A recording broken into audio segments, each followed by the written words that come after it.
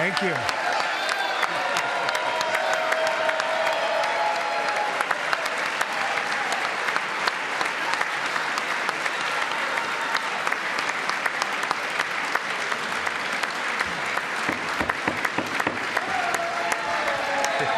Thank you very much.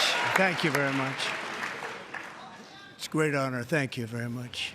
Speaker Johnson, Vice President Vance, the First Lady of the United States,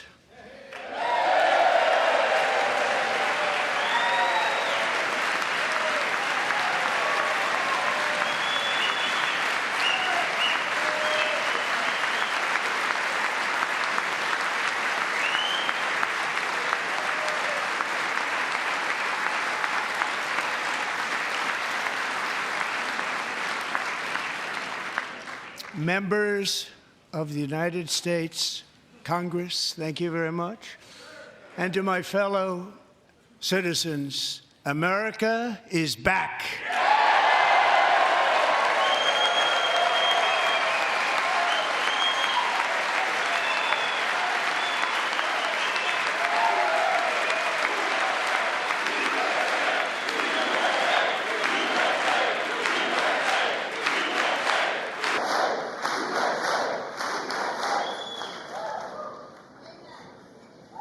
6 weeks ago, I stood beneath the dome of this Capitol and proclaimed the dawn of the golden age of America.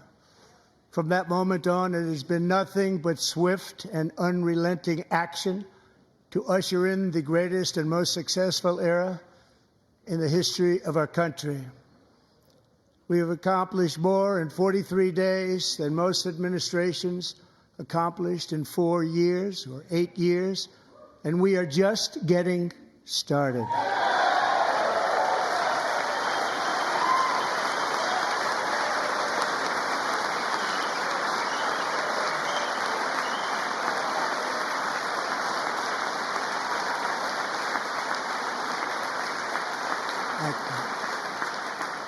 I return to this chamber tonight to report that America's momentum is back, our spirit is back, our pride is back, our confidence is back, and the American dream is surging bigger and better than ever before.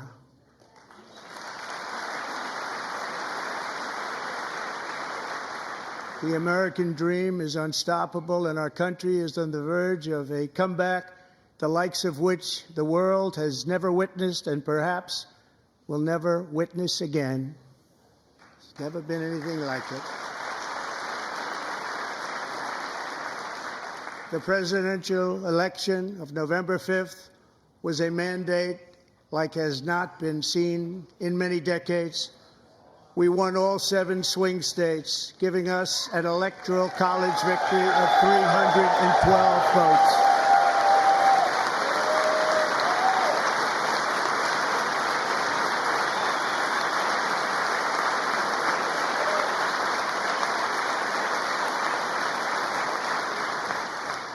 We won the popular vote by big numbers and won counties in our country.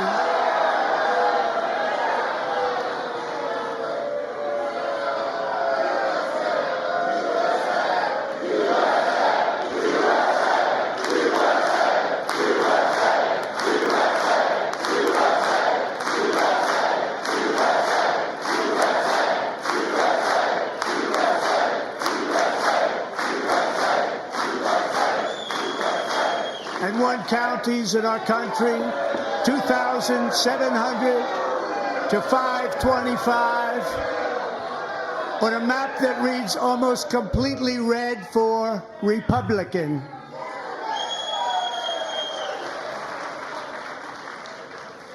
Now, for the first time in modern history, more Americans believe that our country is headed in the right direction than the wrong direction. In fact, it's an astonishing record, 27-point swing, the most ever.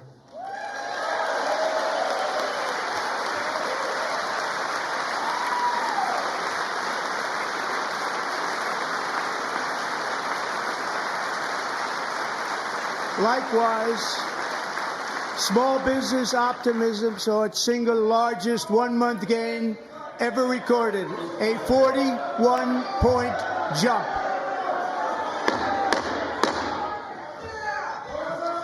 Members are directed to uphold and maintain decorum in the House and to cease any further disruptions. That's your warning.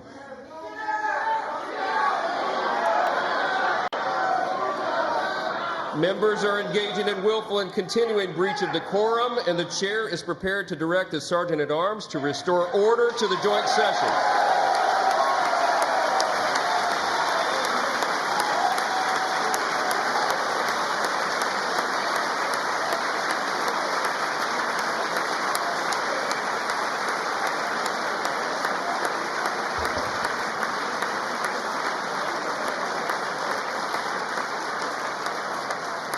Mr. Green, take your seat.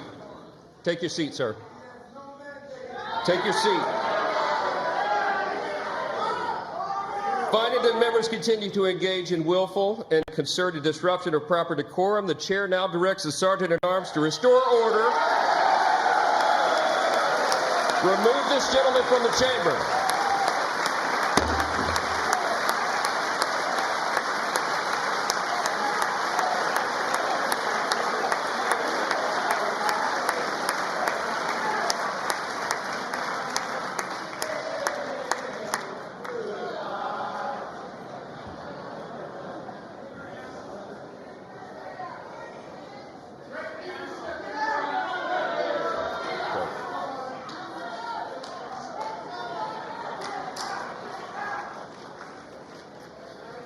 Members are directed to uphold and maintain decorum in the House.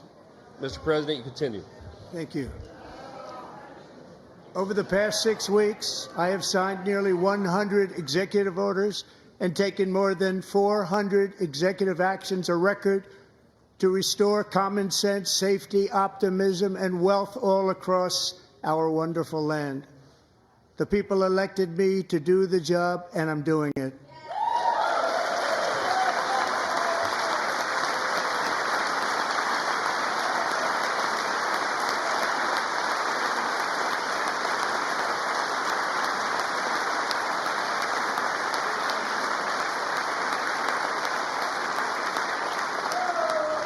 In fact, it has been stated by many that the first month of our presidency, it's our presidency, is the most successful in the history of our nation. By many.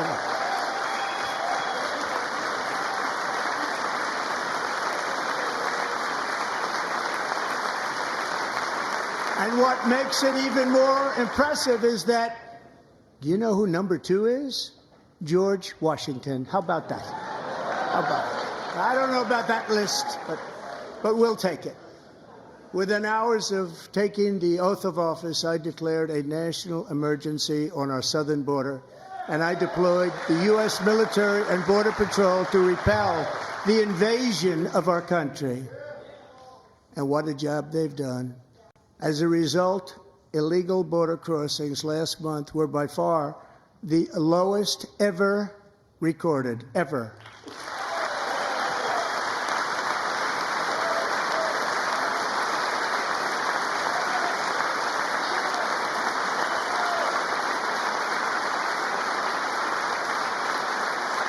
They heard my words and they chose not to come. Much easier that way.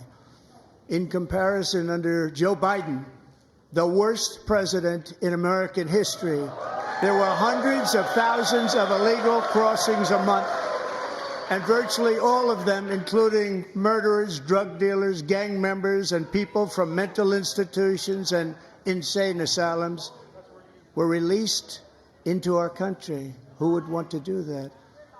This is my 5th such speech to Congress. And once again, I look at the Democrats in front of me, and I realize there is absolutely nothing I can say to make them happy or to make them stand or smile or applaud. Nothing I can do. I could find a cure to the most devastating disease, a disease that would wipe out entire nations, or announce the answers to the greatest economy in history or the stoppage of crime to the lowest levels ever recorded. And these people sitting right here will not clap, will not stand, and certainly will not cheer for these astronomical achievements. They won't do it, no matter what. Five times I've been up here. It's very sad, and it just shouldn't be this way.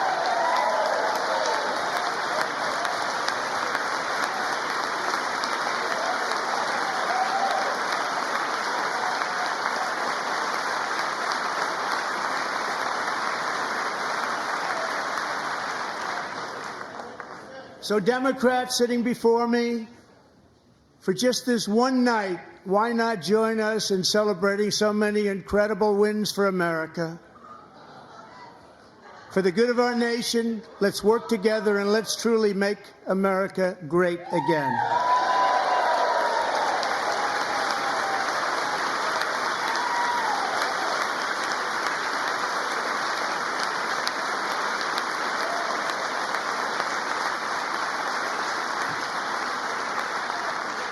Every day my administration is fighting to deliver the change America needs to bring a future that America deserves, and we're doing it. This is a time for big dreams and bold action. Upon taking office, I imposed an immediate freeze on all federal hiring, a freeze on all new federal regulations, and a freeze on all foreign aid.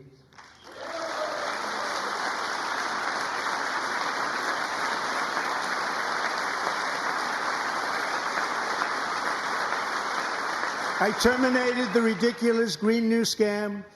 I withdrew from the unfair Paris Climate Accord, which was costing us trillions of dollars that other countries were not paying. I withdrew from the corrupt World Health Organization.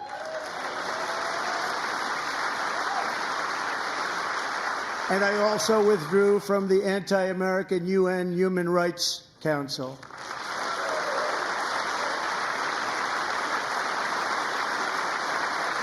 We ended all of Biden's environmental restrictions that were making our country far less safe and totally unaffordable.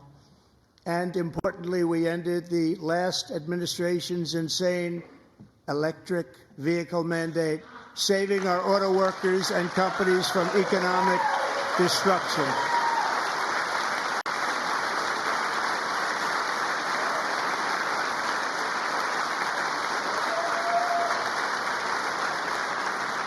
To unshackle our economy, I have directed that for every one new regulation, 10 old regulations must be eliminated, just like I did in my very successful first term.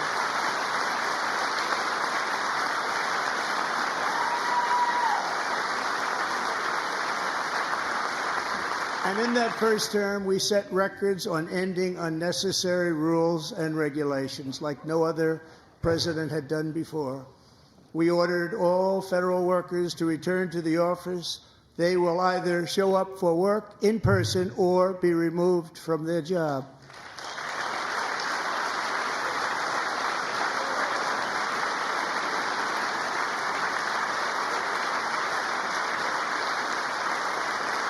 And we have ended weaponized government where, as an example, a sitting president is allowed to viciously prosecute his political opponent, like me. How did that work out? Not too good. Not too good.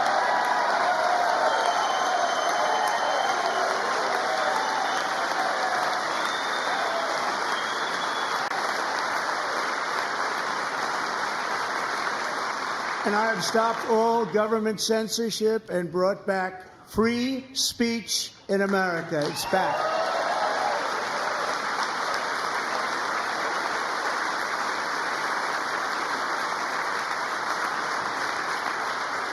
And 2 days ago, I signed an order making English the official language of the United States of America.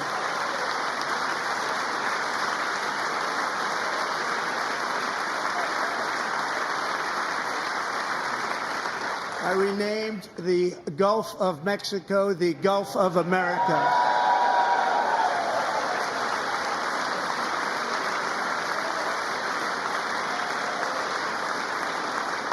And likewise, I renamed, for a great president, William McKinley, Mount McKinley again.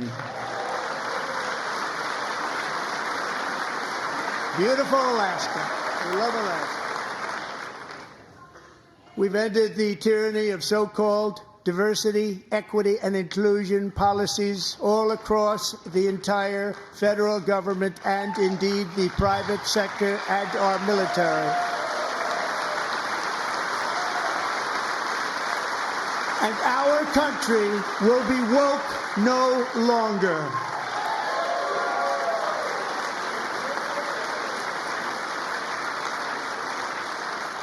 We believe that whether you are a doctor, an accountant, a lawyer, or an air traffic controller, you should be hired and promoted based on skill and competence, not race or gender. Very important.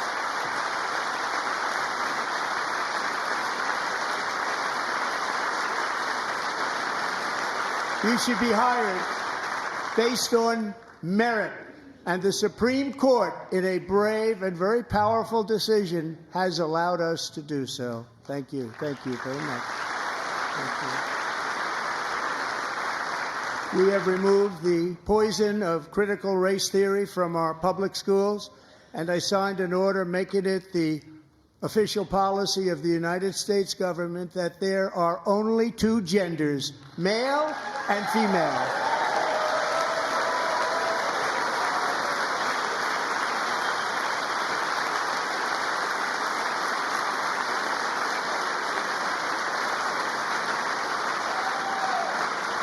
I also signed an executive order to ban men from playing in women's sports.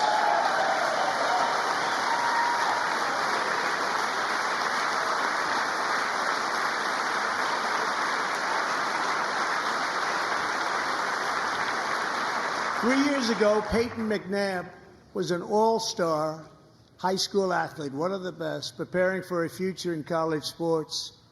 But when her girls' volleyball match was invaded by a male, he smashed the ball so hard in Peyton's face, causing traumatic brain injury, partially paralyzing her right side and ending her athletic career. It was a shot like she's never seen before. She's never seen anything like it. Peyton is here tonight in the gallery, and Peyton, from now on, schools will kick the men off the girls' team, or they will lose all federal funding.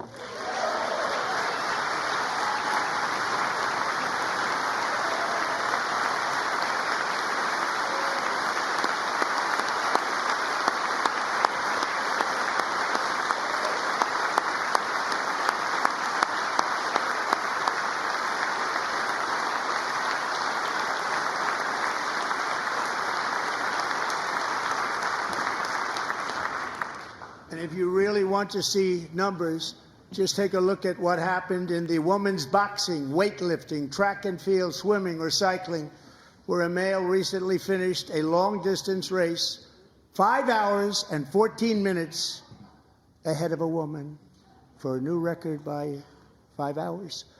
Broke the record by 5 hours. It's demeaning for women, and it's very bad for our country. We're not going to put up with it any longer.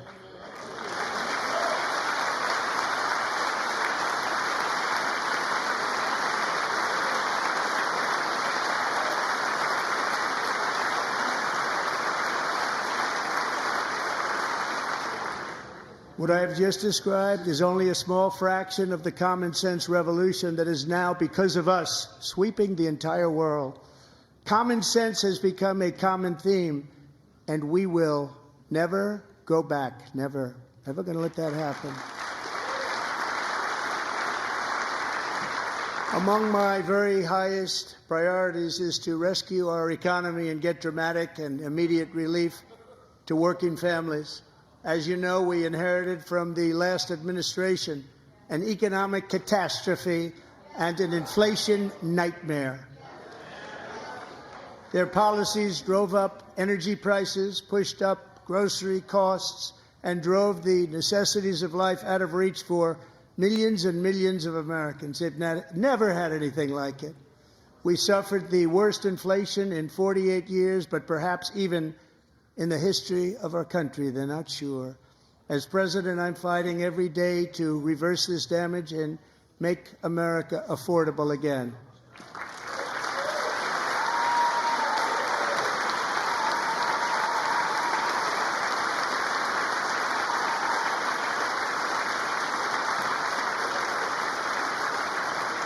Joe Biden especially let the price of eggs get out of control. The egg price is out of control, and we're working hard to get it back down. Secretary, do a good job on that. You inherited a total mess from the previous administration. Do a good job.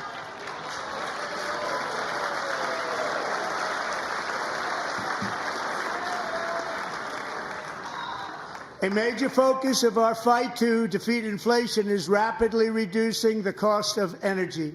The previous administration cut the number of new oil and gas leases by 95%, slowed pipeline construction to a halt, and closed more than 100 power plants. We are opening up many of those power plants right now.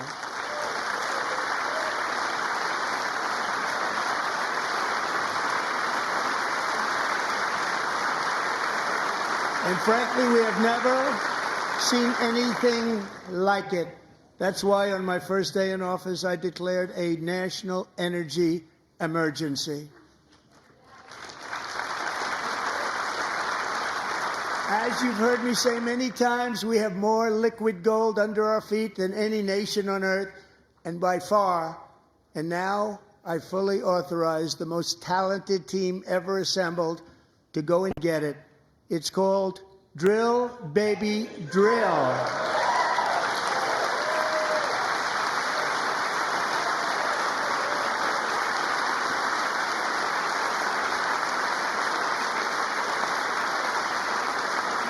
My administration is also working on a gigantic natural gas pipeline in Alaska, among the largest in the world, where Japan, South Korea, and other nations want to be our partner with investments of trillions of dollars each. There's never been anything like that one.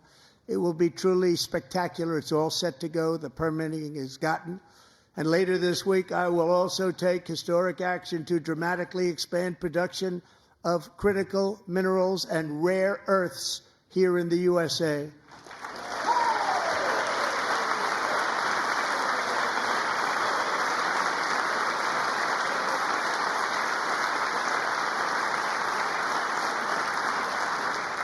To further combat inflation, we will not only be reducing the cost of energy, but will be ending the flagrant waste of taxpayer dollars.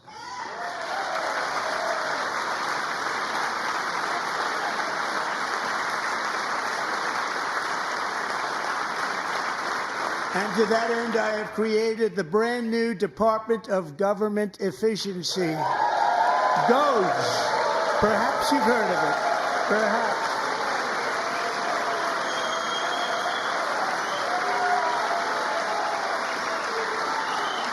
Which is headed by Elon Musk, who is in the gallery tonight.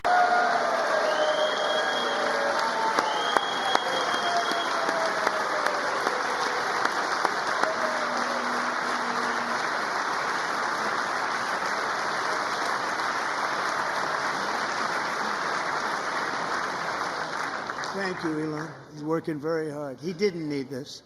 He didn't need this. Thank you very much. We appreciate it. Everybody here, even this side, appreciates it, I believe. They just don't want to admit that. Just listen to some of the appalling waste we have already identified. $22 billion from HHS to provide free housing and cars for illegal aliens. $45 million for diversity, equity, and inclusion scholarships in Burma. $40 million to improve the social and economic inclusion of sedentary migrants. Nobody knows what that is. $8 million to promote LGBTQI+ in the African nation of Lesotho, which nobody has ever heard of. $60 million for indigenous peoples and Afro-Colombian empowerment in Central America. $60 million. $8 million for making mice transgender. This is real. $32 million for a left-wing propaganda operation in Moldova. $10 million for male circumcision in Mozambique. $20 million for the Arab Sesame Street in the Middle East. It's a program. $20 million for a program. $1.9 billion to recently created Decarbonization of Homes Committee, headed up, and we know she's involved. Just at the last moment, the money was passed over by a woman named Stacey Abrams. Have you ever heard of her? A $3.5 million consulting contract for lavish fish monitoring. $1.5 million for voter confidence in Liberia. $14 million for social cohesion in Mali. $59 million for illegal alien hotel rooms in New York City. He's a real estate developer. He's done very well. $250,000 to increase vegan local climate action innovation in Zambia. $42 million for social and behavior change in Uganda. $14 million for improving public procurement in Serbia. $47 million for improving learning outcomes in Asia. Asia's doing very well with learning. You know what we're doing.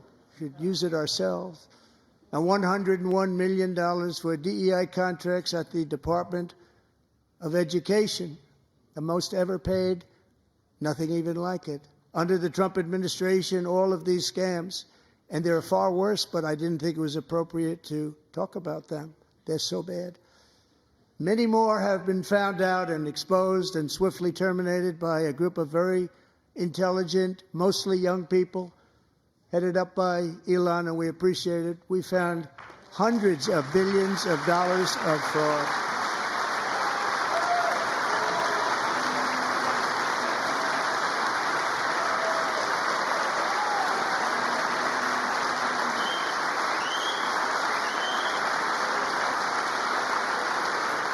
And we've taken back the money and reduced our debt to fight inflation and other things. Taken back a lot of that money. We got it just in time. This is just the beginning. The Government Accountability Office, a federal government office, has estimated annual fraud of over $500 billion in our nation, and we are working very hard to stop it. We're going to. We're also identifying shocking levels of incompetence and probable fraud in the Social Security program for our seniors, and that our seniors and people that we love rely on. Believe it or not, government databases list 4.7 million Social Security members from people aged 100 to 109 years old. It lists 3.6 million people from ages 110 to 119. I don't know any of them. I know some people that are rather elderly, but not quite that elderly. 3.47 million people from ages 120 to 129. 3.9 million people from ages 130 to 139. 3.5 million people from ages 140 to 149. And money is being paid to many of them, and we're searching right now. In fact, Pam, good luck. Good luck. You're going to find it. But a lot of money is paid out to people because it just keeps getting paid, and nobody does, and it really hurts Social Security and hurts our country. 1.3 million people from ages 150 to 159, and over 130,000 people, according to the Social Security databases, are age over 160 years old. We have a healthier country than I thought, Bobby.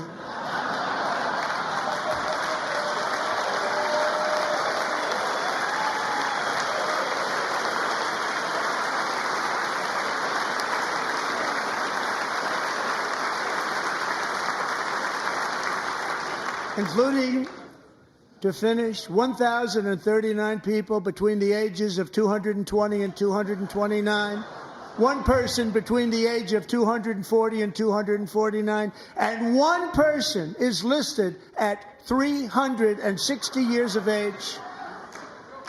More than 100 years older than our country. But we're going to find out where that money's going, and it's not going to be pretty. By slashing all of the fraud, waste, and theft we can find, we will defeat inflation, bring down mortgage rates, lower car payments and grocery prices, protect our seniors, and put more money in the pockets of American families.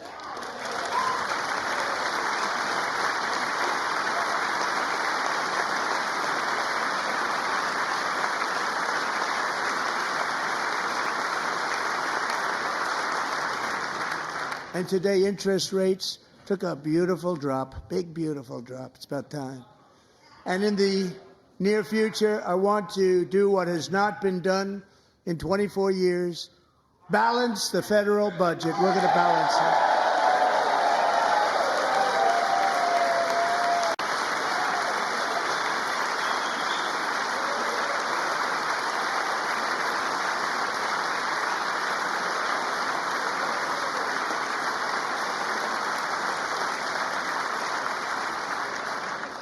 With that goal in mind, we have developed in great detail what we are calling the Gold Card, which goes on sale very, very soon.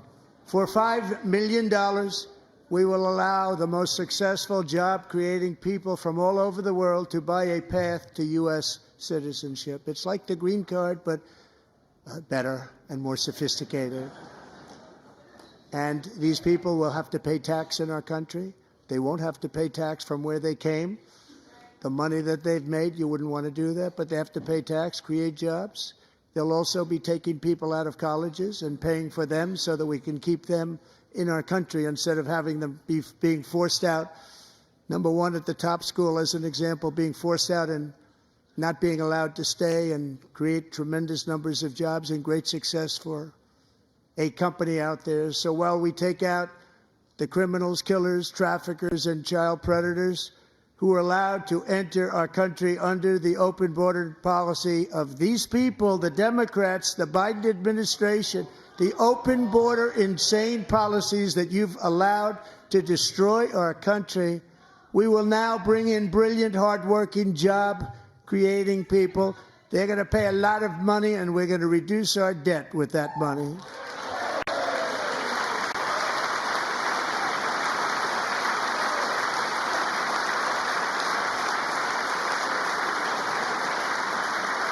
Americans have given us a mandate for bold and profound change. For nearly 100 years, the federal bureaucracy has grown until it has crushed our freedoms, ballooned our deficits, and held back America's potential in every possible way. The nation founded by pioneers and risk-takers now drowns under millions and millions of pages of regulations and debt. Approvals that should take 10 days to get instead take 10 years, 15 years, and even 20 years before you're rejected. Meanwhile, we have hundreds of thousands of federal workers who have not been showing up to work. My administration will reclaim power from this unaccountable bureaucracy, and we will restore true democracy to America again.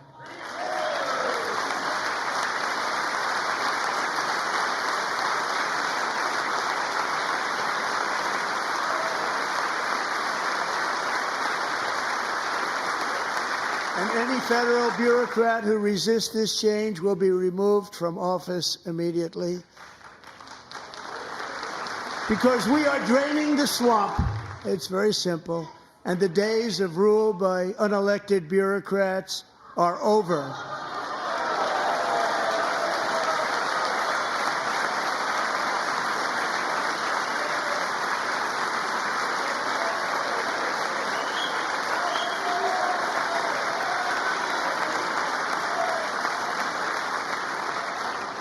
And the next phase of our plan to deliver the greatest economy in history is for this Congress to pass tax cuts for everybody. They're in there. They're waiting for you to vote.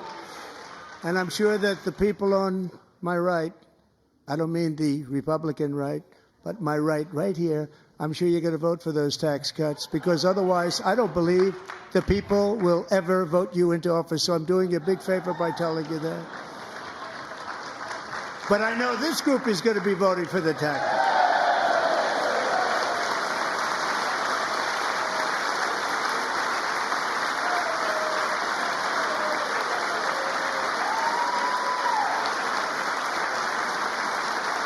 Thank you.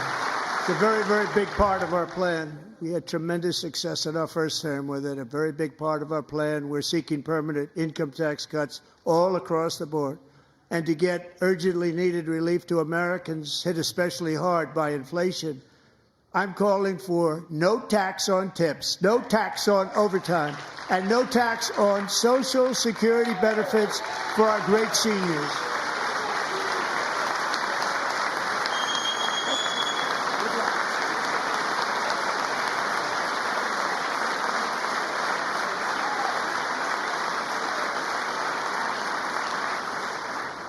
And I also want to make interest payments on car loans tax deductible, but only if the car is made in America.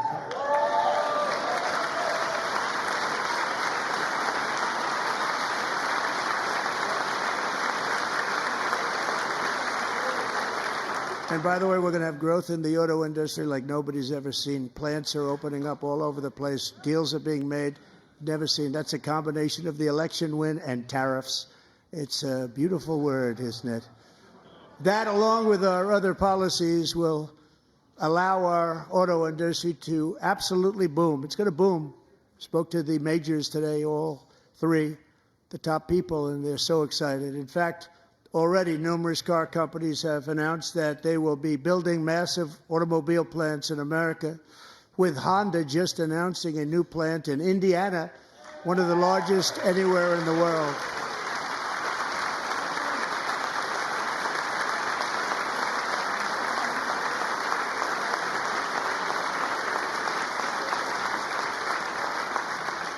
And this has taken place since our great victory on November 5th, a date which will hopefully go down as one of the most important in the history of our country.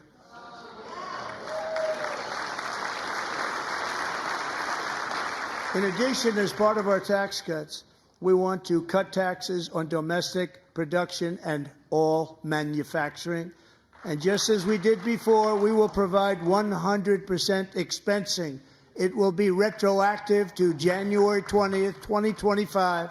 And it was one of the main reasons why our tax cuts were so successful in our first term, giving us the most successful economy in the history of our country. First term. We had a great first term.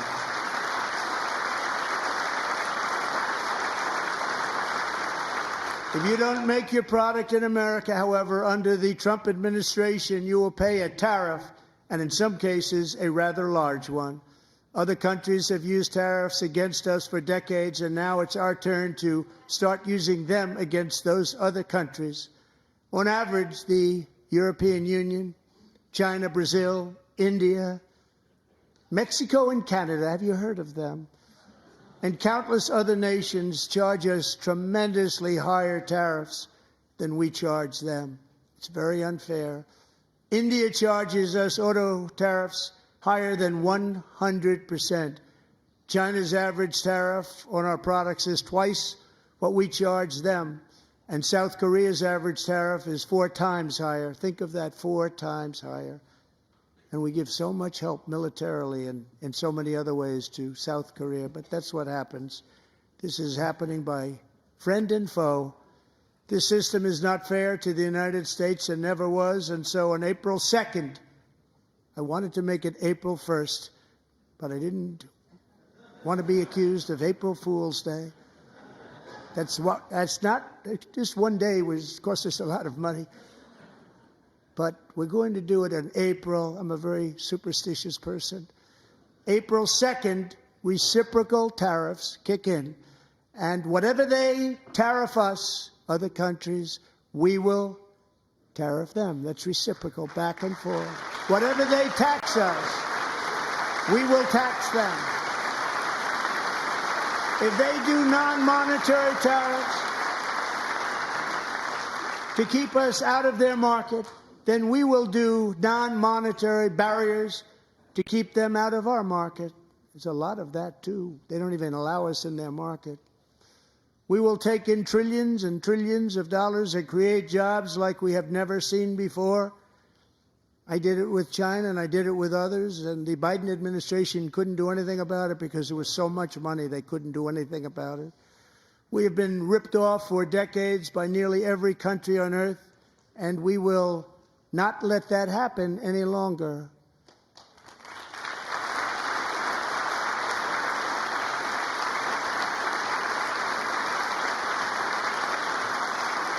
Much has been said over the last 3 months about Mexico and Canada, but we have very large deficits with both of them. But even more importantly, they've allowed fentanyl to come into our country at levels never seen before, killing hundreds of thousands of our citizens and many very young, beautiful people, destroying families. Nobody's ever seen anything like it. They are, in effect, receiving subsidies of hundreds of billions of dollars. We pay subsidies to Canada and to Mexico of hundreds of billions of dollars, and the United States will not be doing that any longer. We're not going to do it any longer.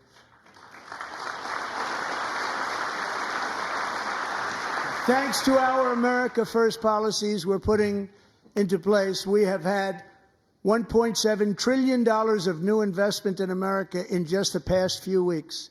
The combination of the election and our economic policies that people of SoftBank, one of the most brilliant anywhere in the world, announced a $200 billion investment.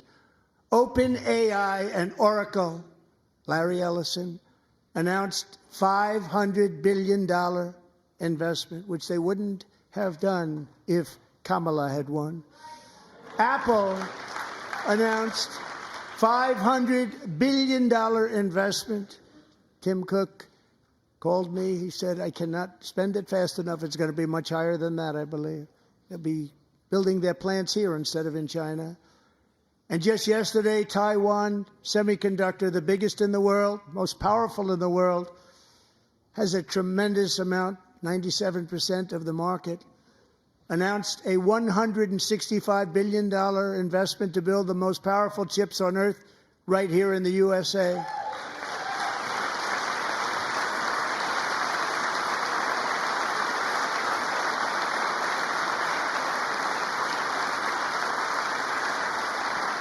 And we're not giving them any money. Your CHIPS Act is a horrible, horrible thing. We give hundreds of billions of dollars, and it doesn't mean a thing. They take our money and they don't spend it. All that meant to them, we're giving them no money. All that was important to them was they didn't want to pay the tariffs, so they came and they're building, and many other companies are coming. We don't have to give them money. We just want to protect our businesses and our people. And they will come because they won't have to pay tariffs if they build in America. So it's very amazing. You should get rid of the CHIP Act, and whatever's left over, Mr. Speaker, you should use it to reduce debt or any other reason you want to.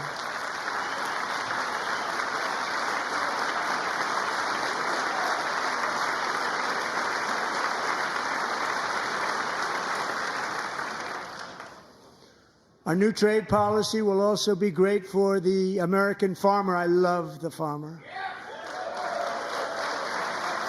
who will now be selling into our home market, the USA, because nobody is going to be able to compete with you. because there's goods that come in from other countries and companies. They're really in a bad position in so many different ways. They're uninspected.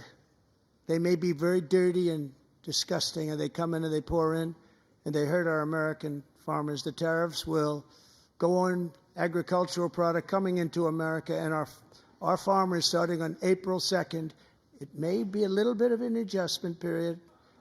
We had that before when I made the deal with China, $50 billion of purchases, and I said, just bear with me, and they did. They did. Probably have to bear with me again, and this will be even better. That was great. The problem with it was that Biden didn't enforce it. He didn't enforce it. $50 billion of purchases, and we were doing great, but Biden did not enforce it, and it hurt our farmers. But our farmers are going to have a field day right now. So to our farmers, have a lot of fun. I love you too. I love you too. It's all going to happen.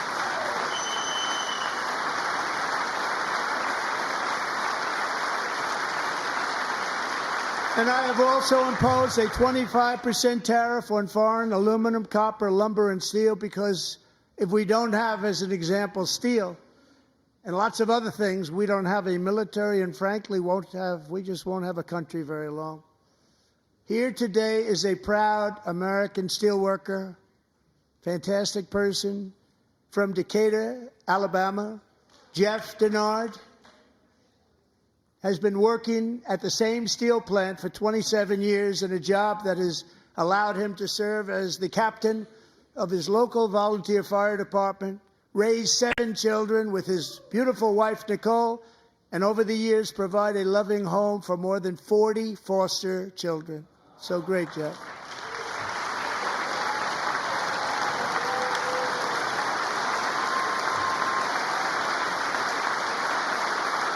Thank you, Jeff. Thank you, Jeff.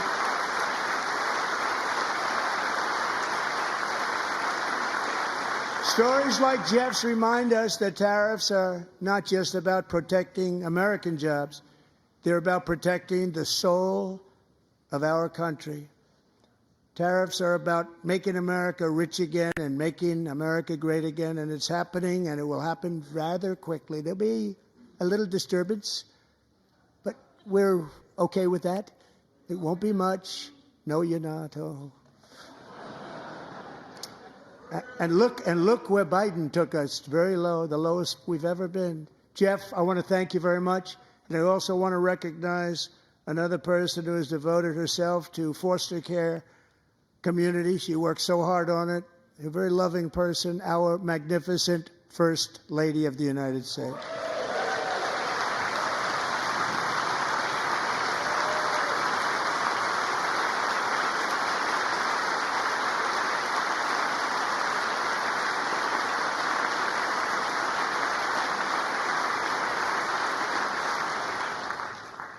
Melania's work has yielded incredible results, helping prepare our nation's future leaders as they enter the workforce. Our First Lady is joined by 2 impressive young women, very impressive. Haley Ferguson, who benefited from the First Lady's Fostering the Future initiative and is poised to complete her education and become a teacher. And Elliston Berry, who became a victim of an illicit deepfake image produced by a peer. With Elliston's help, the Senate just passed the Take It Down Act, and this is so important. Thank you very much, John. John Thune, thank you. Stand up, John. Thank you, John.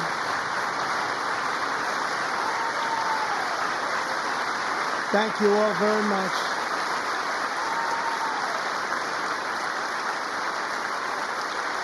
Thank you. And thank you to John Thune and the Senate. Great job. To criminalize the publication of such images online is terrible, terrible thing. And once it passes the House, I look forward to signing that bill into law. Thank you. And I'm going to use that bill for myself, too, if you don't mind. Because nobody gets treated worse than I do online. Nobody. That's great. Thank you very much to the Senate. Thank you. But if we truly care about protecting Americans' children, no step is more crucial than securing America's borders. Over the past 4 years, 21 million people poured into the United States. Many of them were murderers, human traffickers, gang members, and other criminals from the streets of dangerous cities all throughout the world. Because of Joe Biden's insane and very dangerous open border policies, they are now strongly embedded in our country, but we are getting them out and getting them out fast.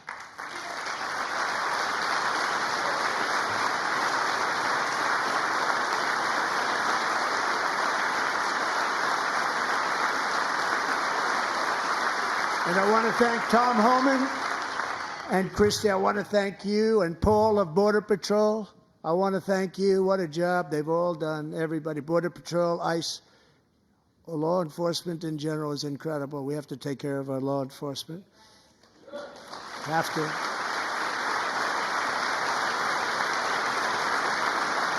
Last year,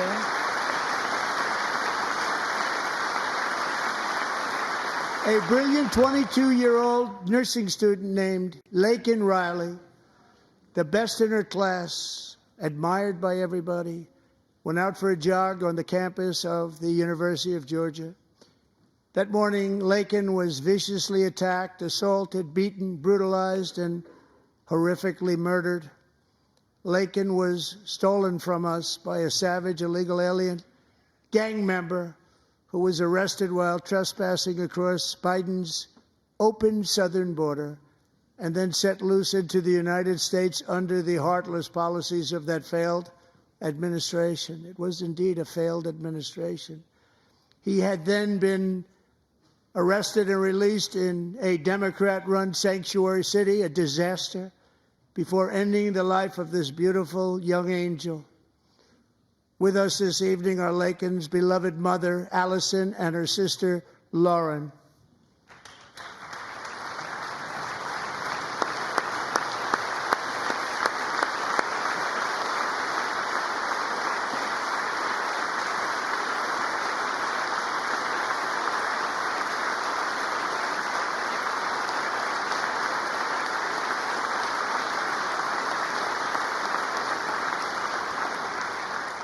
Last year, I told Laken's grieving parents that we would ensure their daughter would not have died in vain. That's why the very first bill I signed into law as your 47th president mandates the detention of all dangerous criminal aliens who threaten public safety. It's a very strong, powerful act.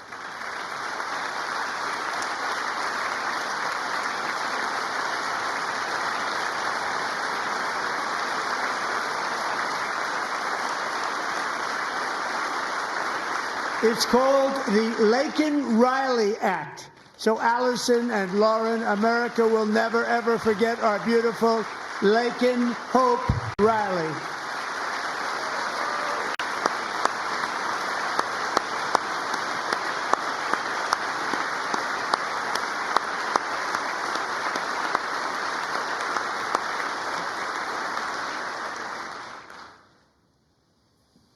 Thank you very much. Since taking office, my administration has launched the most sweeping border and immigration crackdown in American history, and we quickly achieved the lowest numbers of illegal border crossers ever recorded. Thank you.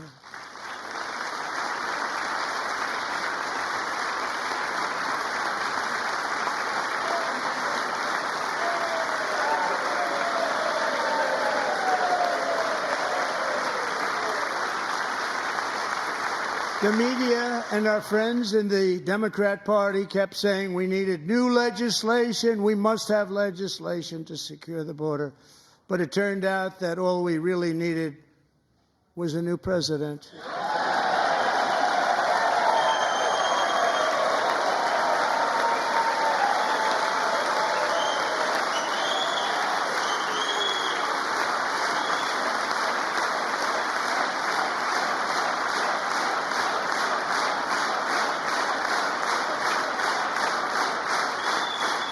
Thank you. Joe Biden didn't just open our borders, he flew illegal aliens over them to overwhelm our schools, hospitals, and communities throughout the country. Entire towns like Aurora, Colorado, and Springfield, Ohio, buckled under the weight of the migrant occupation and corruption like nobody's ever seen before. Beautiful towns destroyed.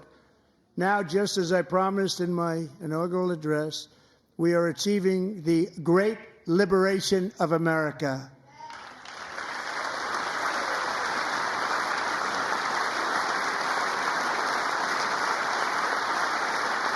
But there still is much work to be done. Here tonight is a woman I have gotten to know, Alexis Nungari from Houston.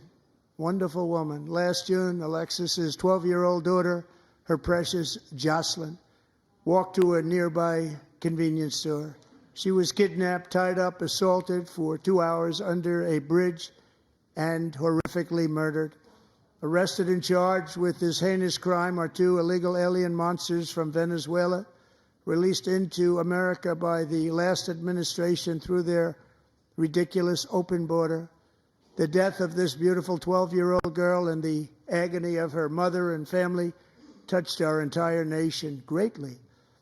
Alexis, I promised that we would always remember your daughter, your magnificent daughter, and earlier tonight, I signed an order keeping my word to you. One thing I have learned about Jocelyn is that she loved animals so much. She loved nature. Across Galveston Bay, from where Jocelyn lived in Houston, you will find a magnificent national wildlife refuge, a pristine, peaceful, 34,000-acre sanctuary for all of God's creatures on the edge of the Gulf of America.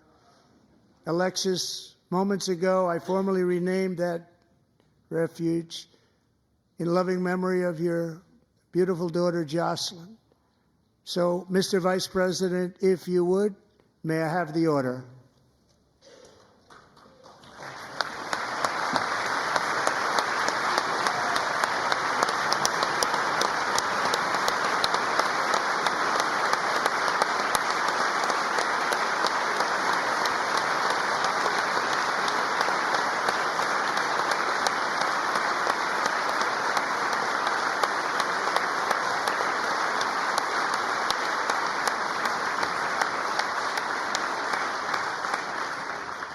Thank you very much. All 3 savages charged with Jocelyn and Lakin's murders were members of the Venezuelan prison gang, the toughest gang, they say, in the world, known as Tren de Aragua. 2 weeks ago, I officially designated this gang, along with MS-13 and the bloodthirsty Mexican drug cartels, as foreign terrorist organizations.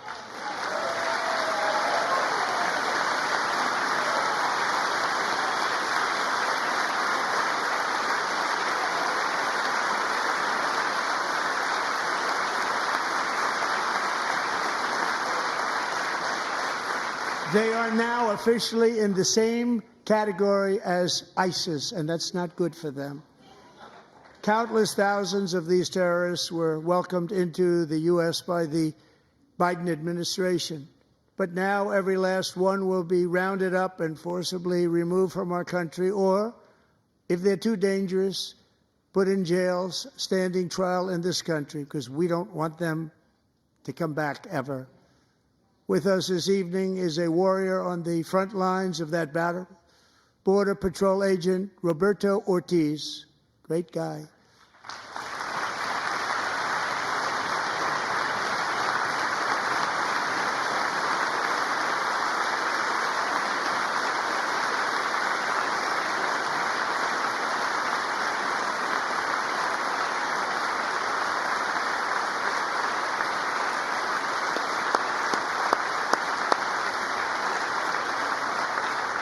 In January, Roberto and another agent were patrolling by the Rio Grande near an area known as Cartel Island. Doesn't sound too nice to me.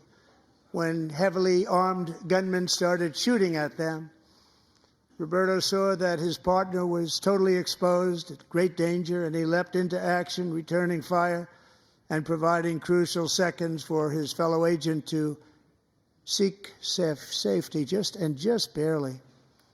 I have some of the prints of that event, and it was not good. Agent Ortiz, we salute you for your great courage and for your line of fire that you took and for the bravery that you showed. We honor you, and we will always honor you. Thank you, Roberto, very much.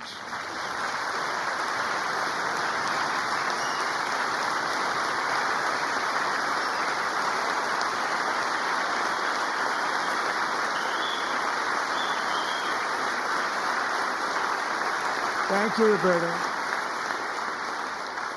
And I actually got to know him on my many calls to the border. He's a great gentleman. The territory to the immediate south of our border is now dominated entirely by criminal cartels that murder, rape, torture, and exercise total control. They have total control over a whole nation, posing a grave threat to our national security. The cartels are waging war in America, and it's time for America to wage war on the cartels, which we are doing.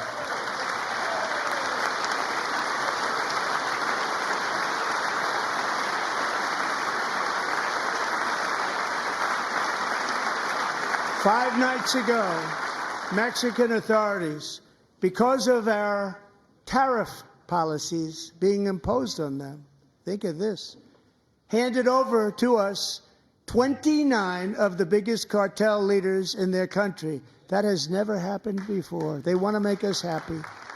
First time ever. But we need Mexico and Canada to do much more than they've done, and they have to stop the fentanyl and drugs pouring into the USA. They're going to stop it. I have sent Congress a detailed funding request laying out exactly how we will eliminate these threats to protect our homeland and complete the largest deportation operation in American history, larger even than current record holder President Dwight D. Eisenhower, a moderate man, but someone who believed very strongly in borders. Americans expect Congress to send me this funding without delay so I can sign it into law. So, Mr. Speaker, John Thune, both of you, I hope you're going to be able to do that, Mr. Speaker. Thank you. Mr. Leader, thank you. Thank you very much. And let's get it to me. I'll sign it so fast, you won't even believe it.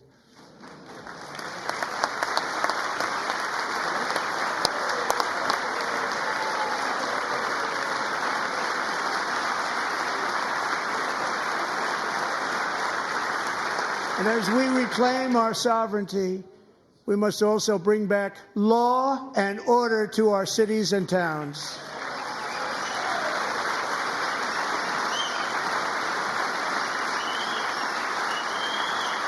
In recent years, our justice system has been turned upside down by radical left lunatics.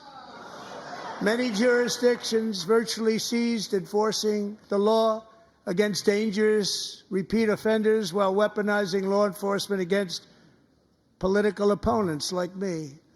My administration has acted swiftly and decisively to restore fair, equal, and impartial justice under the constitutional rule of law, starting at the FBI and the DOJ. Pam, good luck. Cash, wherever you may be, good luck. Good luck. Pam Bondi. Good luck. So important. Going to do a great job. Cash, thank you. Thank you, Cash.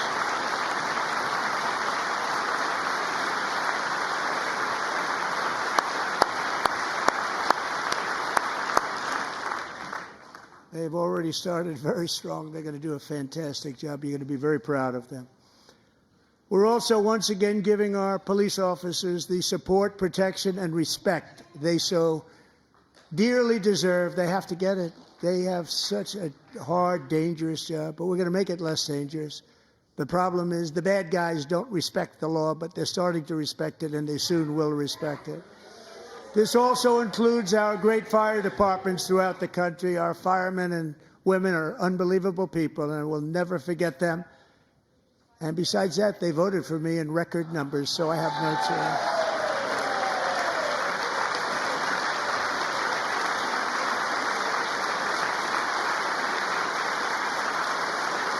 1 year ago this month, 31-year-old New York police officer Jonathan Diller, unbelievably wonderful person and a great officer, was gunned down at a traffic stop on Long Island. I went to his funeral. The vicious criminal charged with his murder had 21 prior arrests, and they were rough arrests, too. He was a real bad one. The thug in the seat next to him had 14 prior arrests and went by the name of Killer. He was Killer. He killed other people, they say, a lot of them. I attended Officer Diller's service, and when I met his wife and one-year-old son, Ryan, it was very inspirational, actually. His widow's name is Stephanie, and she is here tonight. Stephanie, thank you very much, Stephanie. Thank you very much.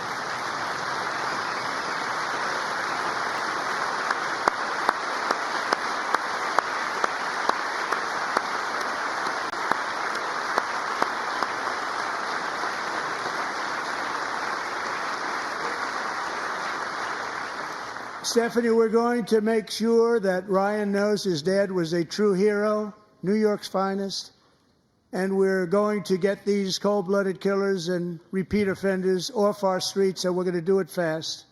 Got to stop it. They get out with 28 arrests. They push people into subway trains. They hit people over the head, back of the head with baseball bats. We got to get them out of here.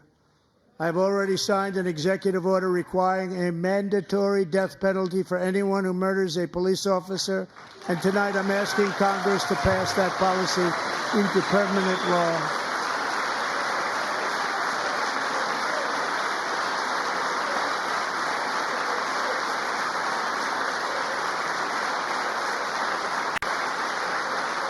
I'm also asking for a new crime bill getting tough on repeat offenders while enhancing protections for America's police officers so they can do their jobs without fear of their lives being totally destroyed.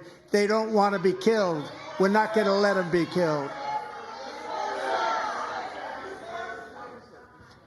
Joining us in the gallery tonight is a young man who truly loves our police. His name is DJ Daniel. He is 13 years old, and he has always dreamed of becoming a police officer.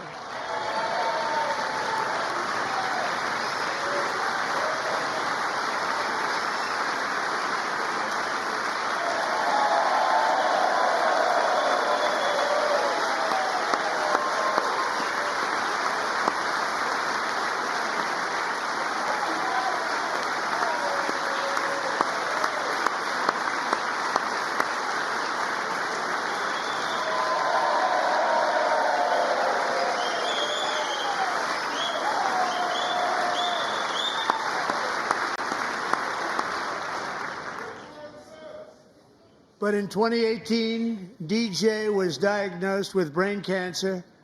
The doctors gave him 5 months at most to live. That was more than 6 years ago.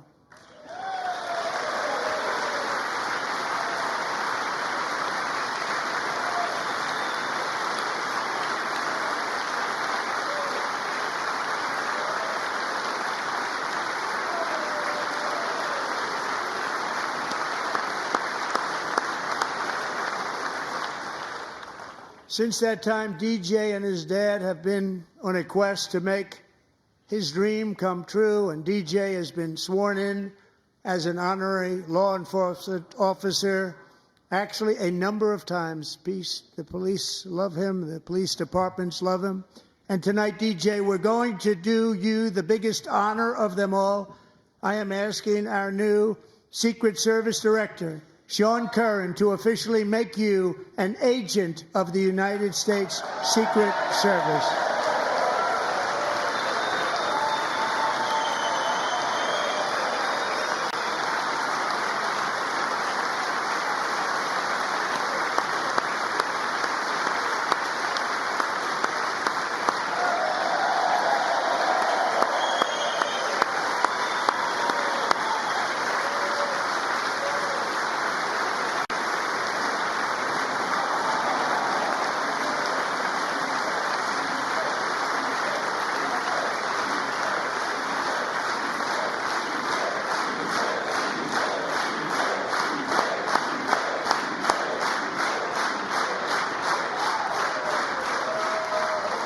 Thank you, DJ. DJ's doctors believe his cancer likely came from a chemical he was exposed to when he was younger. Since 1975, rates of child cancer have increased by more than 40%. Reversing this trend is one of the top priorities for our new presidential commission to make America healthy again, chaired by our new Secretary of Health and Human Services, Robert F. Kennedy, Jr.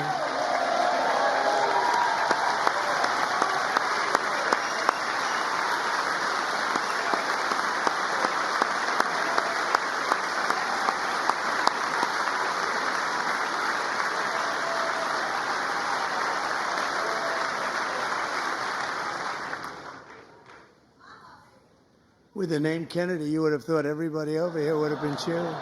How quickly they forget. Our goal is to get toxins out of our environment, poisons out of our food supply, and keep our children healthy and strong. As an example, not long ago, and you can't even believe these numbers, 1 in 10,000 children had autism, 1 in 10,000. And now it's 1 in 36. There's something wrong. 1 in 36. Think of that. So we're going to find out what it is, and there's nobody better than Bobby and all of the people that are working with you. You have the best to figure out what is going on. Okay, Bobby? Good luck. It's a very important job. Thank you. Good job.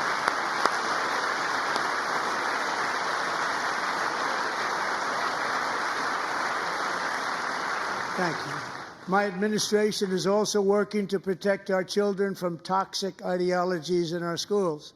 A few years ago, January Littlejohn and her husband discovered that their daughter's school had secretly socially transitioned their 13-year-old little girl. Teachers and administrators conspired to deceive January and her husband while encouraging her daughter to use a new name and pronouns.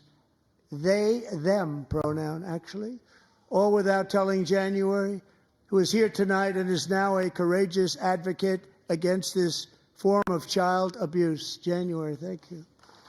Thank you. Thank you very much.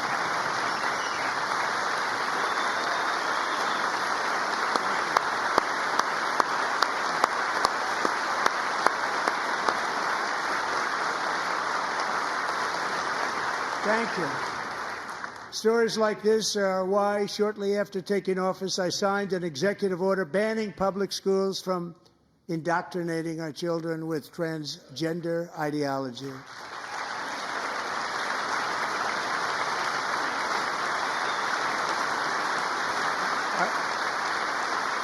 I also signed an order to cut off all taxpayer funding to any institution that engages in the sexual mutilation of our youth.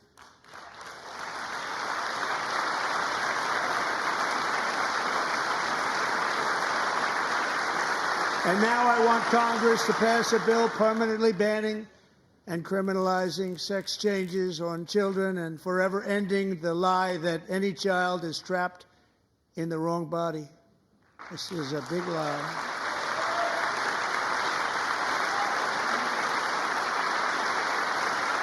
And our message to every child in America is that you are perfect exactly the way God made you.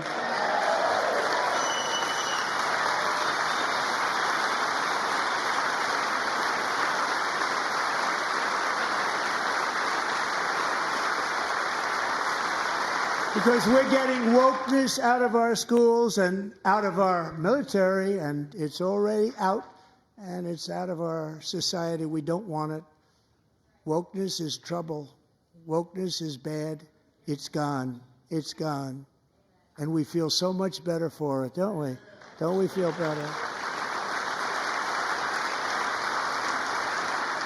Our service members won't be activists and ideologues. They will be fighters and warriors. They will fight for our country. And Pete, congratulations. Secretary of Defense, congratulations.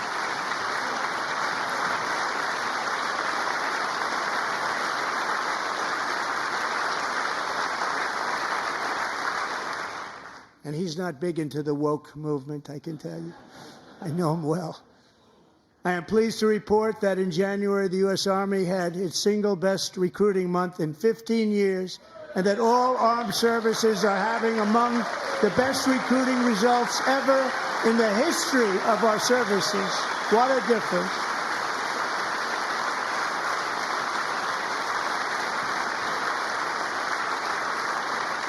And you know, it was just a few months ago where the results were exactly the opposite. We couldn't recruit anywhere. We couldn't recruit.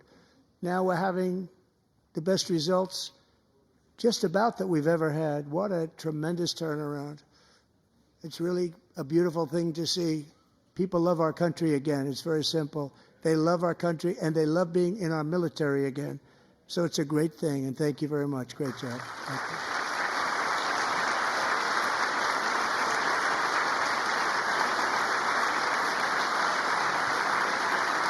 We're joined tonight by a young man, Jason Hartley, who knows the weight of that call of duty. Jason's father, grandfather, and great-grandfather all wore the uniform.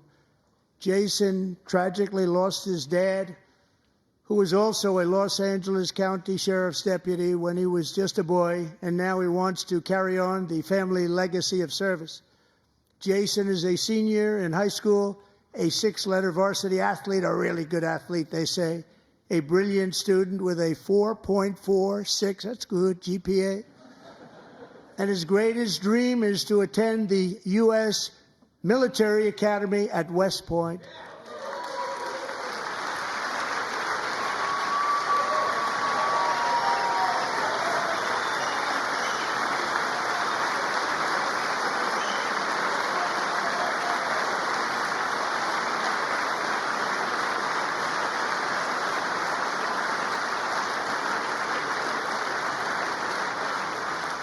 And Jason, that's a very big deal getting in. That's a hard one to get into. But I'm pleased to inform you that your application has been accepted. You will soon be joining the Corps of Cadets.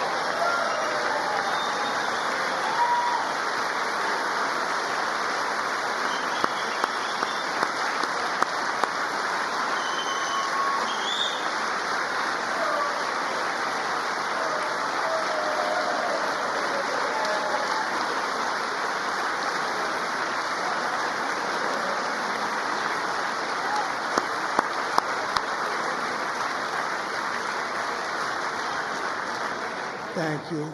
Jason, you're going to be on the long gray line, Jason. As Commander-in-Chief, my focus is on building the most powerful military of the future. As a first step, I'm asking Congress to fund a state-of-the-art Golden Dome missile defense shield to protect our homeland, all made in the USA.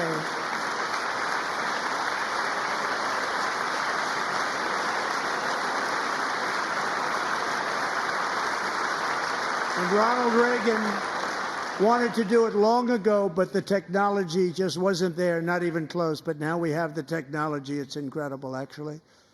And other places, they have it. Israel has it. Other places have it. And the United States should have it too, right, Tim, right? They should have it too. So I want to thank you. But it's a very, very important. This is a very dangerous world. We should have it. We want to be protected, and we're going to protect our citizens like never before. To boost our defense industrial base, we are also going to resurrect the American shipbuilding industry, including commercial shipbuilding and military shipbuilding.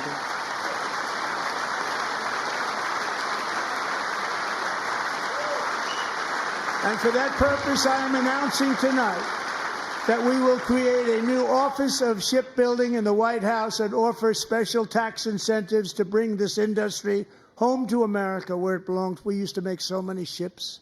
We don't make them anymore very much, but we're going to make them very fast, very soon.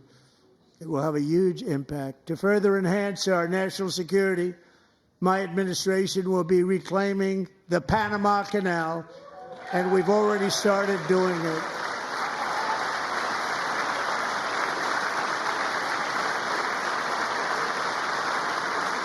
Just today, a large American company announced they are buying both ports around the Panama Canal and lots of other things having to do with the Panama Canal and a couple of other canals. The Panama Canal was built by Americans for Americans, not for others, but others could use it. But it was built at tremendous cost of American blood and treasure. 38,000 workers died building the Panama Canal. They died of malaria. They died of snake bites and mosquitoes. Not a nice place to work. They paid them very highly to go there, knowing there was a 25% chance that they would die. The most expensive project also that was ever built in our country's history, if you bring it up to modern day costs. It was given away by the Carter administration for $1, but that agreement has been violated very severely. We didn't give it to China. We gave it to Panama, and we're taking it back.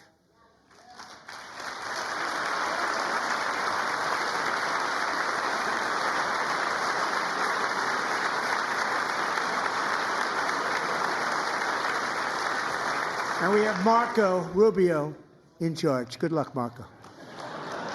Now, we know who to blame if anything goes wrong. Marco's been amazing, and he's going to do a great job. Think of it. He got 100 votes.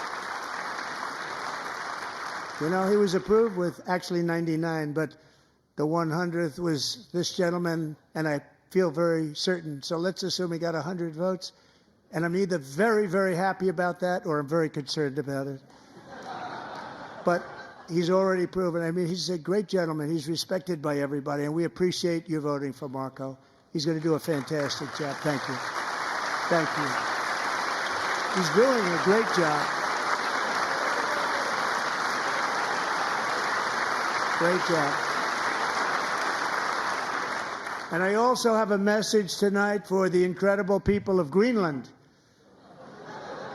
We strongly support your right to determine your own future. And if you choose, we welcome you into the United States of America. We need Greenland for national security and even international security, and we're working with everybody involved to try and get it. But we need it really for international world security, and I think we're going to get it. One way or the other, we're going to get it. We will keep you safe. We will make you rich, and together we will take Greenland to heights like you have never thought possible before. It's a very small population, but very, very large piece of land and very, very important for military security. America is once again standing strong against the forces of radical Islamic terrorism. 3.5 years ago, ISIS terrorists killed 13 American service members and countless others in the Abbey Gate bombing during the disastrous and incompetent withdrawal from Afghanistan. Not that they were withdrawing, it was the way they withdrew. Perhaps the most embarrassing moment in the history of our country. Tonight, I am pleased to announce that we have just apprehended the top terrorist responsible for that atrocity, and he is right now on his way here to face the swift sword of American justice.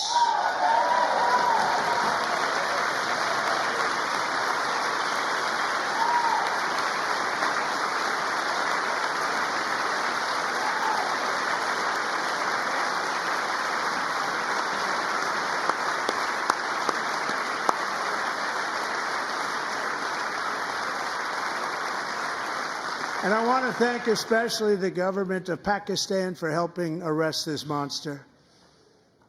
This was a very momentous day for those 13 people I actually got to know very well, most of them, whose children were murdered, and the many people that were so badly, over 42 people, so badly injured on that fateful day in Afghanistan. What a horrible day. Such incompetence was shown. That when Putin saw what happened, I guess he said, wow, maybe this is my chance. That's how bad it was. Should have never happened. Grossly incompetent people. I spoke to many of the parents and loved ones, and they're all in our hearts tonight. Just spoke to them on the phone. We had a big call, Every one of them called, and everybody was on the line, and they did nothing but cry with happiness. They were very happy, as happy as you can be under those circumstances. Their child, brother, sister, son, daughter was killed for no reason whatsoever. In the Middle East, we're bringing back our hostages from Gaza. In my first term, we achieved one of the most groundbreaking peace agreements in generations, the Abraham Accords.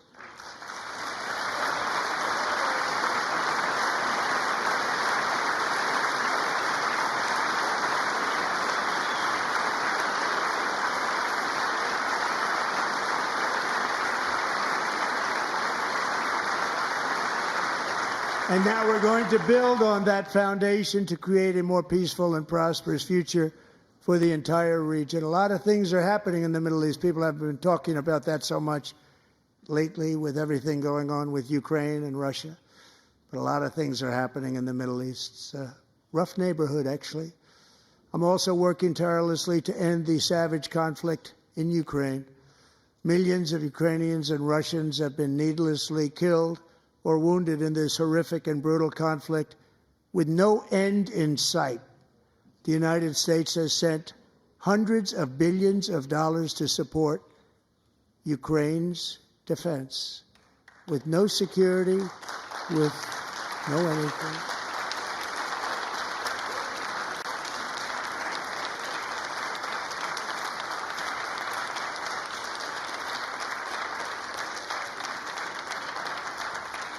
Do you want to keep it going for another 5 years? Yeah, you would say Pocahontas says yes.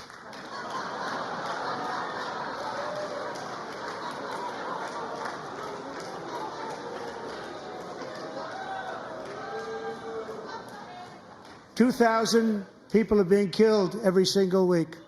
More than that. They're Russian young people. They're Ukrainian young people. They're not Americans. But I want it to stop. Meanwhile, Europe has sadly spent more money buying Russian oil and gas than they have spent on defending Ukraine, by far. Think of that. They've spent more buying Russian oil and gas than they have defending. And we've spent perhaps $350 billion, like taking candy from a baby. That's what happened. And they've spent $100 billion. What a difference that is. And we have an ocean separating us, and they don't. But we're getting along very well with them, and lots of good things are happening. Biden has authorized more money in this fight than Europe has spent, by billions and billions of dollars. It's hard to believe that they wouldn't have stopped it and said at some point, come on, let's equalize. You got to be equal to us. But that didn't happen. Earlier today, I received an important letter from President Zelensky of Ukraine. The letter reads, "Ukraine is ready to come to the negotiating table as soon as possible to bring lasting peace closer. Nobody wants peace more than the Ukrainians," he said. "My team and I stand ready to work under President Trump's strong leadership to get a peace that lasts. We do really value how much America has done to help Ukraine maintain its sovereignty and independence. Regarding the agreement on minerals and security, Ukraine is ready to sign it at any time that is convenient for you." I appreciate that he sent this letter, just got it a little while ago. Simultaneously, we've had serious discussions with Russia and have received strong signals that they are ready for peace. Wouldn't that be beautiful? Wouldn't that be beautiful?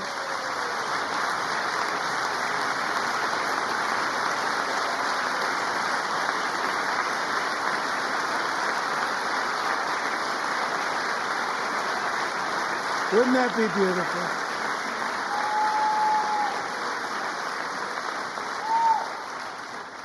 It's time to stop this madness. It's time to halt the killing.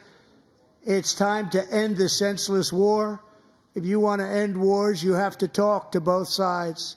Nearly 4 years ago, amid rising tensions, a history teacher named Mark Fogel was detained in Russia and sentenced to 14 years in a penal colony. Rough stuff. The previous administration barely lifted a finger to help him. They knew he was innocent, but they had no idea where to begin.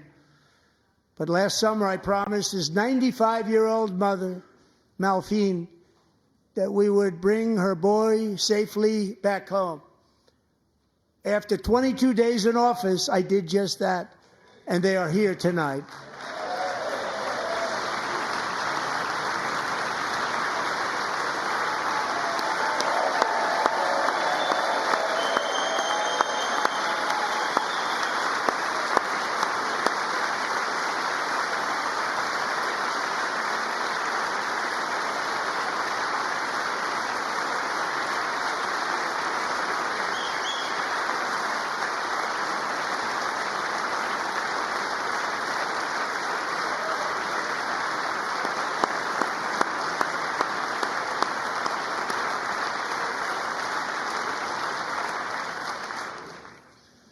To Mark and his great mom, we are delighted to have you safe and sound and with us.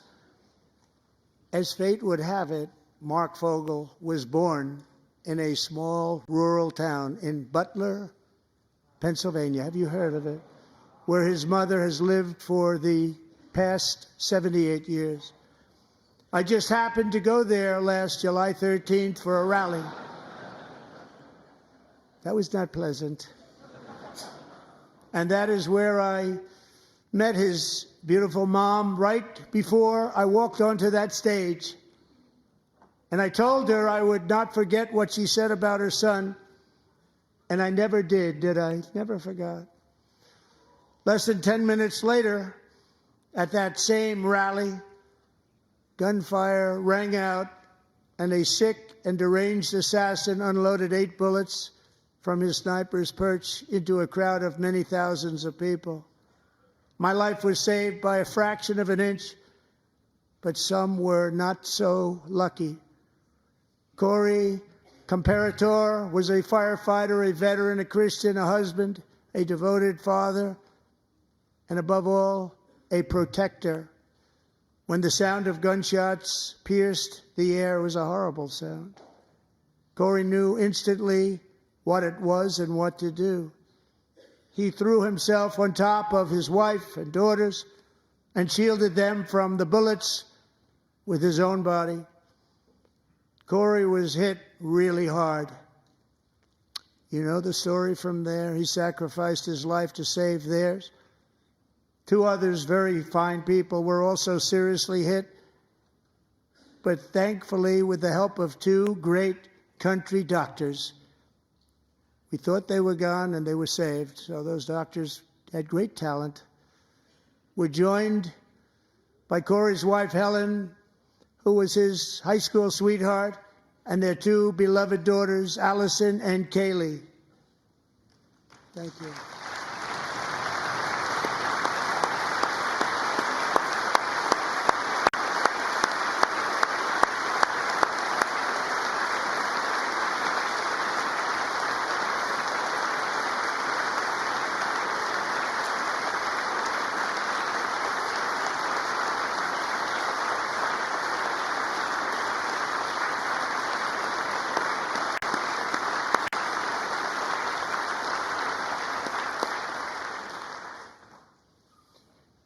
To Helen, Allison, and Kaylee, Corey is looking down on his 3 beautiful ladies right now, and he is cheering you on. He loves you. He is cheering you on. Corey was taken from us much too soon, but his destiny was to leave us all with a shining example of the selfless devotion of a true American patriot. It was love like Corey's that built our country, and it's love like Corey's that is going to make our country more majestic than ever before. I believe that my life was saved that day in Butler for a very good reason. I was saved by God to make America great again. I believe that. Thank you. Thank you.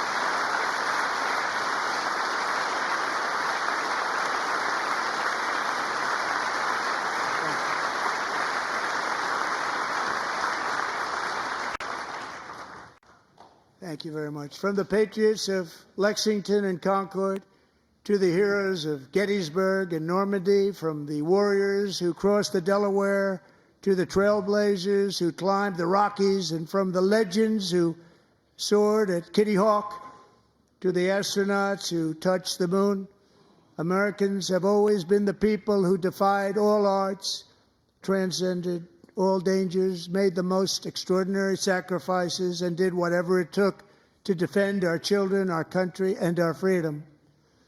And as we have seen in this chamber tonight, that same strength, faith, love, and spirit is still alive and thriving in the hearts of the American people. Despite the best efforts of those who would try to censor us, silence us, break us, destroy us, Americans are today a proud, free, sovereign, and independent nation that will always be free, and we will fight for it till death. We will never let anything happen to our beloved country, because we are a country of doers, dreamers, fighters, and survivors. Our ancestors crossed a vast ocean, strode into the unknown wilderness, and carved their fortunes from the rock and soil of a perilous and very dangerous frontier. They chased our destiny across a boundless continent. They built the railroads, laid the highways, and graced the world with American marvels like the Empire State Building, the mighty Hoover Dam, and the towering Golden Gate Bridge. They lit the world with electricity, broke free of the force of gravity, fired up the engines of American industry, vanquished the communists, fascists, and Marxists all over the world, and gave us countless modern wonders sculptured out of iron, glass, and steel. We stand on the shoulders of these pioneers who won and built the modern age, these workers who poured their sweat into the skylines of our cities, these warriors who shed their blood on fields of battle and gave everything they had for our rights and for our freedom. Now it is our time to take up the righteous cause of American liberty. And it is our turn to take America's destiny into our own hands and begin the most thrilling days in the history of our country. This will be our greatest era. With God's help, over the next 4 years, we are going to lead this nation even higher, and we are going to forge the freest, most advanced, most dynamic, and most dominant civilization ever to exist on the face of this earth. We are going to create the highest quality of life, build the safest and wealthiest and healthiest and most vital communities anywhere in the world.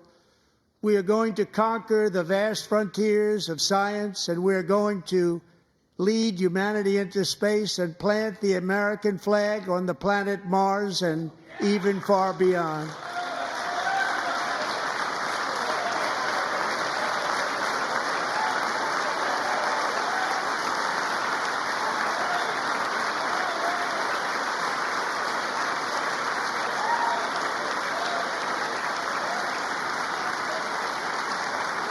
And through it all, we are going to rediscover the unstoppable power of the American spirit. And we are going to renew unlimited promise of the American dream. Every single day, we will stand up and we will fight, fight, fight for the country our citizens believe in and for the country our people deserve.